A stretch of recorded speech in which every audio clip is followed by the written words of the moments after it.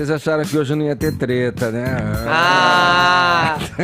Olha aqui, ó. Vamos pro ringue, Caio. Não, mentira, brincadeira. A gente não podia deixar a ringue de gel. É, meu sonho. Vocês de sunguinha. Seria uma...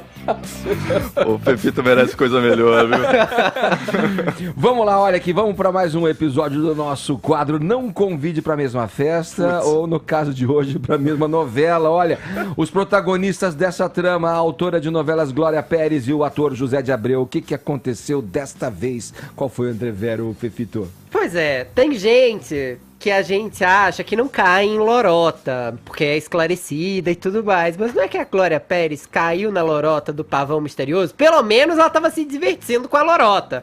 E aí o que aconteceu? A Glória Pérez foi ao Twitter pra dizer, hoje o dia amanheceu em polvorosa. Ela falou algo meio assim, já começamos no pavão, o dia está agitado, com vazamentos do pavão. E aí o Zé de Abreu viu e disse, o Brasil está tão doido que vemos Guilherme de Pádua e Glória Pérez apoiando o mesmo espectro político. Que tempos. Pra você que é jovenzinho, ou pra você que teve em Marte nos anos 90, Guilherme de Pádua é o assassino de Daniela Pérez, filho da Glória Pérez.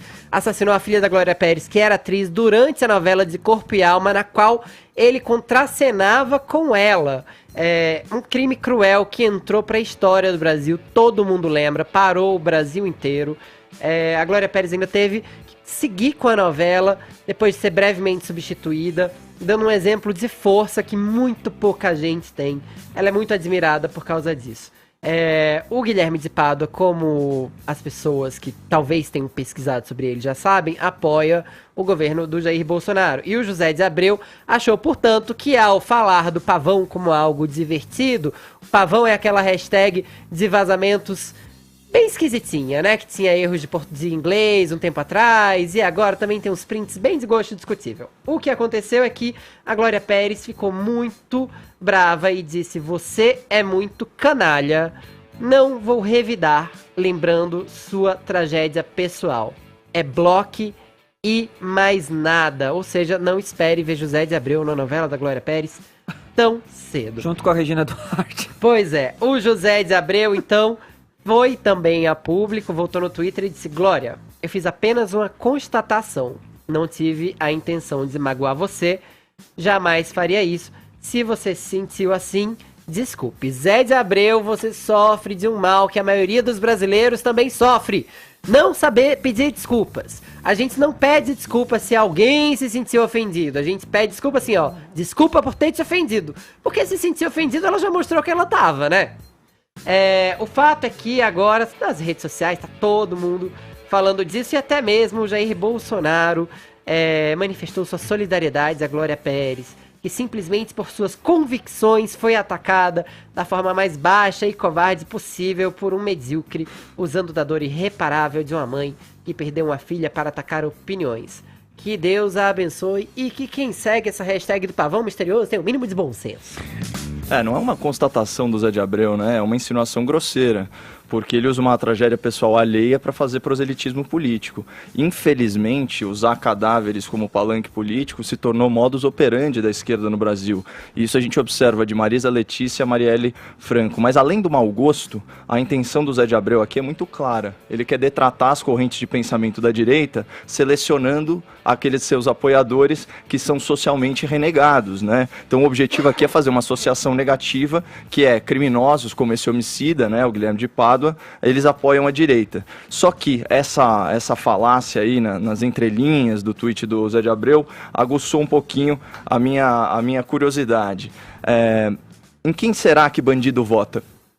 Né, já que ele trouxe esse assunto à baila, porque o jornal O Globo publicou uma reportagem a esse respeito em janeiro de 2019. Né, olha só o título: Bolsonaro ou Haddad? Veja em quem os presos brasileiros votaram.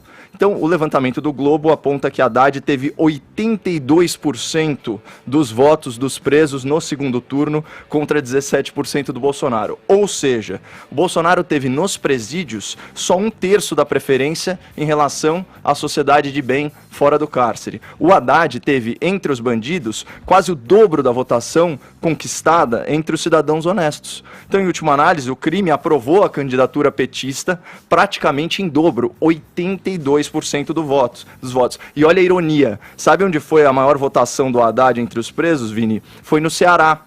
Né? O Haddad, o candidato preferido dos bandidos, teve a sua maior votação lá, 98%. O mesmo estado que, meses depois, sob um governador petista, teve que ser socorrido por quem? Pela Guarda Nacional. Por iniciativa de quem? Do ministro Sérgio Moro. E qual foi o resultado dessa ação do ministro?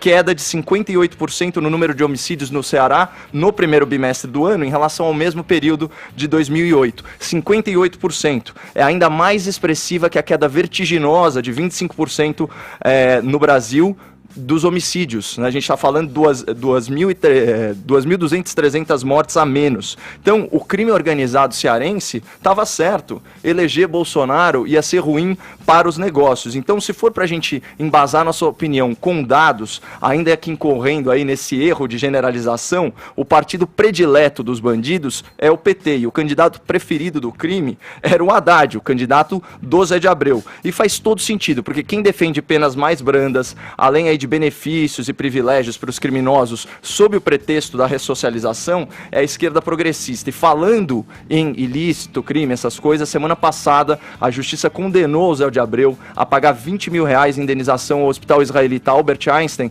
em razão desse outro tweet que ele disse o seguinte: temos um governo repressor cuja eleição foi decidida numa facada elaborada pelo Mossad com apoio do hospital Albert Einstein. E aí o hospital pediu R$100 mil de indenização. A juíza do caso, embora tenha acertado no mérito, reconhecido esse abuso da liberdade de expressão por parte do Zé de Abreu, ela errou feio ao determinar o pagamento de apenas R$20 mil, ou seja, 20% do pedido. Olha a argumentação dela. O valor se mostra adequado à responsabilização do ofensor, que terá condições de melhor avaliar suas falas públicas, evitando ataques dispensáveis e ofensivos. Não, doutora, foi muito pouco. Ele continua reincidindo em ofensas, ele continua reiterando grosseria, ele continua insultando a torto e a direito. Portanto, assim, só para fechar meu comentário, toda a nossa solidariedade aí à Glória Pérez, que foi só a vítima mais recente desse comportamento descontrolado do Zé de Abreu. Infelizmente, a gente ainda é um país que generaliza muito, principalmente quando entra na seara política, né? Para estigmatizar quem vota aqui, quem vota ali. Eu acho que uma população bem educada, bem alimentada, com condições de igualdade, vota melhor de qualquer forma. Educação é a chave de tudo, sempre, né? E os mais desfavorecidos vêm também clamando por essa igualdade há muito, né, no nosso processo. Tomara que o Brasil ainda chegue em um momento em que a sociedade possa ser mais igualitária, que as pessoas tenham oportunidade e acesso à educação, porque é isso que vai balizar uma boa escolha e a gente vai parar de usar como artifício político essas questões. Pobre, bandido vota na esquerda, rico, classes abastadas votam na direita.